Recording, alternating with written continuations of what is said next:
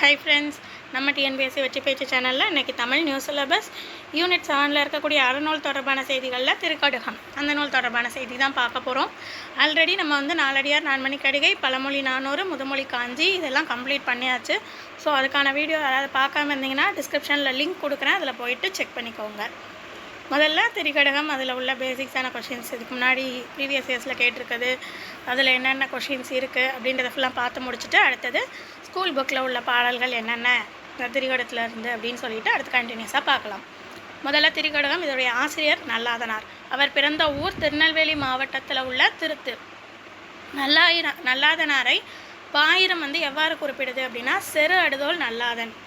இந்த நல்லாதனார் எந்த சமயத்தை சார்ந்தவர் அப்படின்னா வைணவம். செரு அடுதோல் அப்படின்னா என்ன அப்படின்னு கேட்குறாங்க. அப்படின்னா போர் வீரர். திரிகடுகம் எந்த நூல்களுள் ஒன்று அப்படின்னா 14 கீழ்கணக்கு நூல்களில் ஒன்று.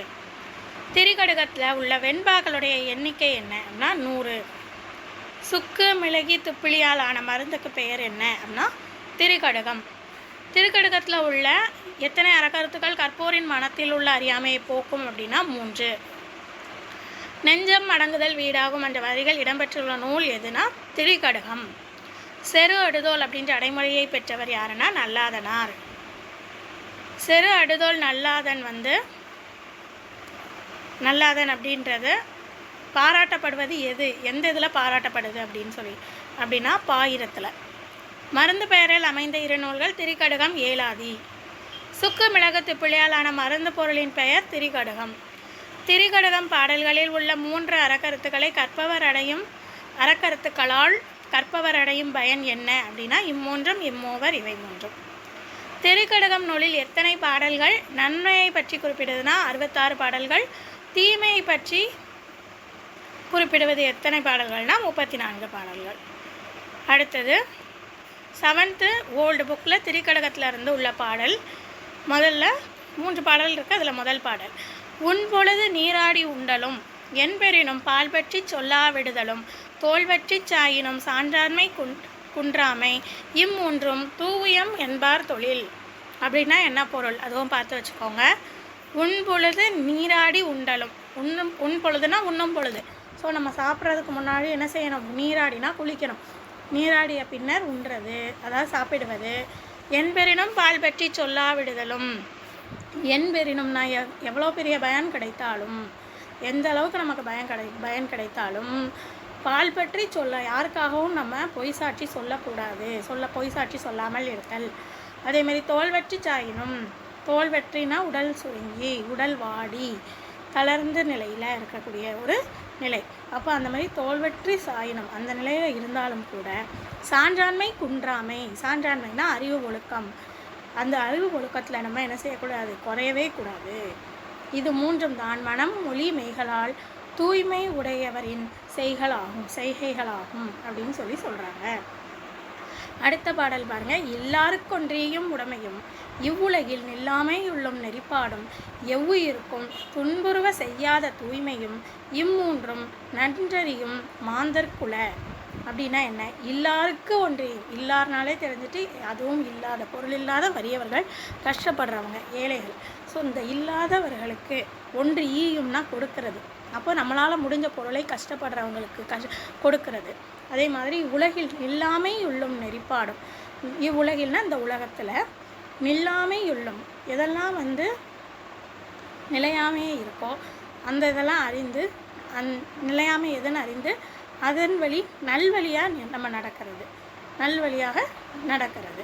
அடுத்தது எவ்வுயிருக்கும் துன்புறுவ செய்யாத தூய்மையும். எவ்வுயிருக்கும்னா எந்த உயிருக்குமே நம்ம துன்புறுவல், அதாவது எந்த உயிரையும் நம்ம துன்புறுத்தாத ஒரு நிலைமையில் தூய்மையான மனதோடு வாழணும். இம்மூன்றும் நன்றறியும் மாந்தர்குல. இந்த 3 தான் அறவழியில் நடக்கக்கூடிய மக்களுக்கு என்றுமே இருக்கும் அப்படின்னு சொல்கிறாங்க. அடுத்தது முறை செய்யான் பெற்ற தலைமையும் நெஞ்சில் நிறையிலான் கொண்ட தவமும் நிறைவொழுக்கம் தேற்றாதான் பெற்ற வனப்பும் இவை 3 தூற்றின் கண் தூவிய வித்து. அப்படின்னா என்ன? முறை செய்யான் பெற்ற தலைமை அப்படின்னா முறை செய்யான், அதாவது அறம் தவறாது செயல்படக்கூடிய ஆற்றல் இல்லாதவன், அவன் செய்ய மாட்டான். அறம் தவறாது அதாவது அறத்தோடு செயல்பட மாட்டான், தான் அறம் தவறாது செயல்படும். அப்போது அறம் தவறாது செயல்படக்கூடிய ஆற்றல் ஒருத்தவன்கிட்ட இல்லை அப்படின்னா, அதாவது அறத்தின் வழியில் செல்ல மாட்டான் அப்படின்னா, அவன் பெற்ற தலைமை எப்படி இருக்குமாம்? நெஞ்சில் நிறையிலான் கொண்ட தவமும். ஒழுக்கம் இல்லாதவன், ஒழுக்கமே இல்லாத ஒருத்தன் தவ வாழ்க்கை புரிந்தால் அது எப்படி இருக்குமோ, நிறை ஒழுக்கம் தேற்றாதான் பெற்ற வணக்கம். நிறை ஒழுக்கம்னா மேலான ஒழுக்கம். இப்போ நிறை ஒழுக்கம் தேற்றாதான் பெற்ற வனப்பு. வனப்புனா அழகு. மேலான ஒழுக்கத்தை ஒருத்தன் கடைபிடிக்காமல் அவன் பெற்ற அழகு என்னவாக இருந்தாலும் சரி, இந்த மூன்றுமே எப்படி தானா, இவை மூன்றும் தூற்றின்கண் தூவிய வித்து. இந்த மூன்றுமே எப்படி ஒரு புதரில் விதையை நம்ம தூவினா அது பயனற்று போகுமோ, அதை போன்றே பயனற்றே போகும் அப்படின்னு சொல்கிறாங்க. இதில் உள்ள கொஸ்டின்ஸ் பார்ப்போம்.